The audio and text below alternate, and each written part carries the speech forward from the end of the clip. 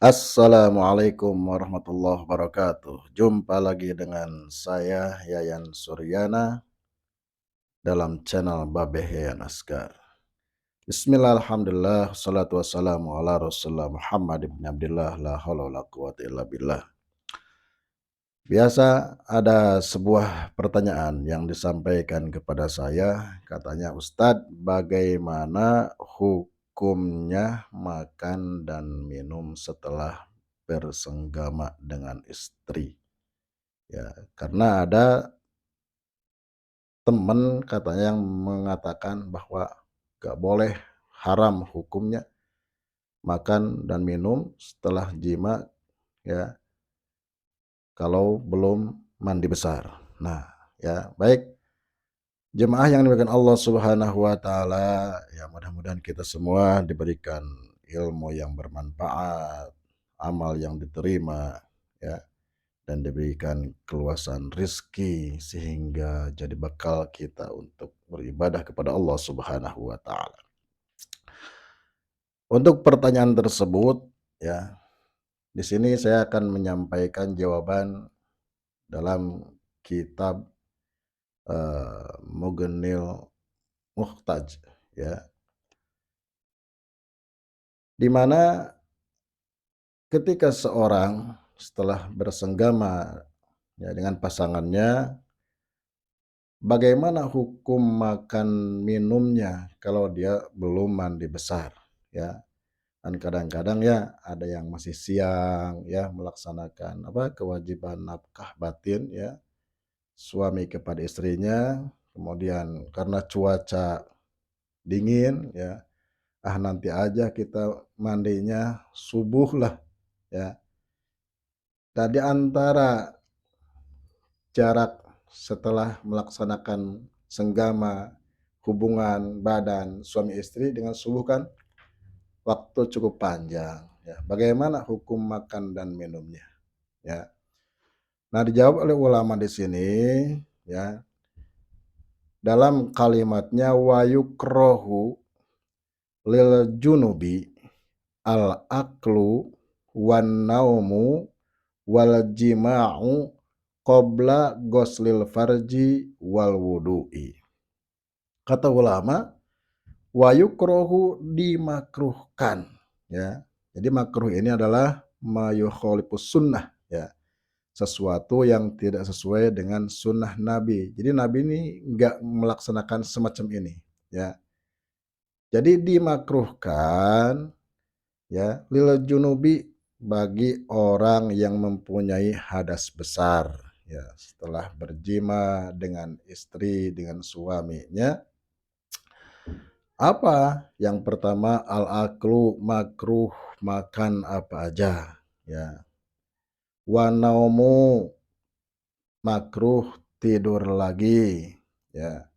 Wal jima'u, dan jima lagi.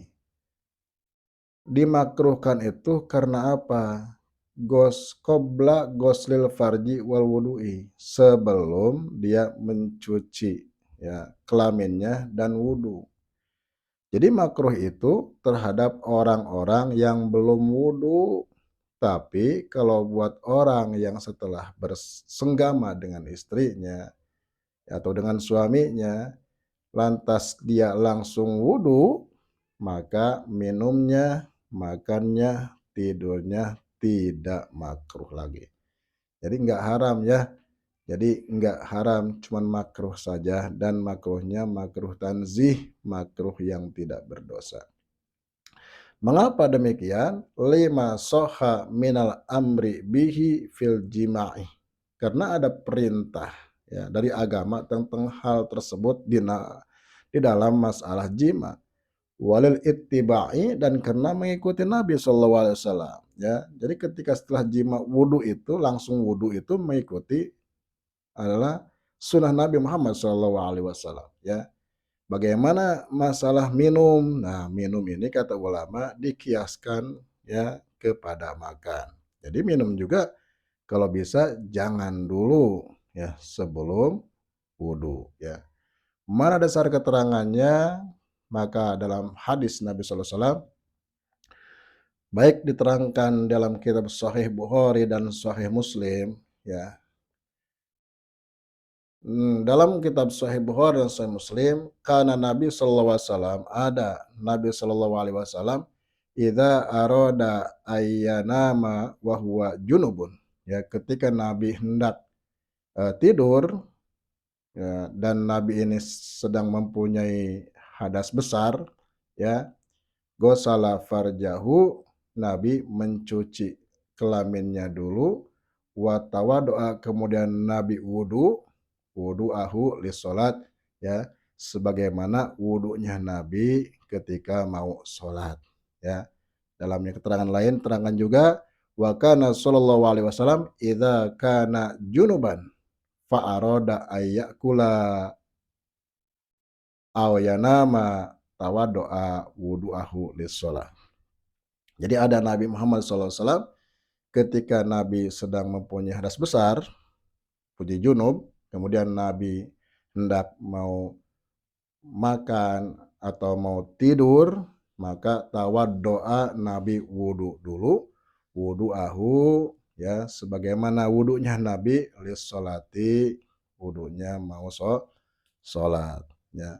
Kemudian apa hikmahnya? Hikmahnya diantaranya kalau kita setelah bersenggama kita wudu, ya, mencuci alat kelamin kemudian wudu, maka ini yang pertama adalah meringankan hadas yang sedang ia tangguh, ya. Ia kan punya hadas besar nih, kemudian dia wudu akan terasa ringan apabila wudu. Hadas besarnya akan terasa ringan, ya. Yang kedua, kebersihan juga, ya, Islam mengajarkan kita untuk hidup bersih, ya. Makanya kalau setelah bersenggama langsung tidur, ya, ya orang jorok, ya, harus dicuci dulu, ya. Nah, yang ketiganya adalah mengapa hikmahnya kalau ketika setelah bersenggama kita terus wudu, ini akan menambah semangat, ya, ketika kita untuk mandi besar nanti, ya. Dan akan nambah semangat untuk nambah lagi katanya gitu, ya. Itulah jawabannya, ya. Jadi hukumnya makruh saja, tidak haram bagi orang yang mempunyai hadas besar, ya, kemudian makan, minum, tidur, ya, itu hukumnya makruh saja, tidak haram, ya. Sebaiknya gimana? Sebaiknya kalau mau mengikuti sunnah Nabi, setelah bersenggama, berhubungan badan suami istri, maka langsung mencuci alat kelamin dan wudhu untuk menghilangkan makan, minum, tidur, ya, dan sebagainya. Ya, nanti kalau mau sholat, baru kita mandi besar. Mungkin itu jawabannya yang dapat disampaikan. Wallahul muwafiq ila aqwamit thoriq. Assalamualaikum warahmatullahi wabarakatuh.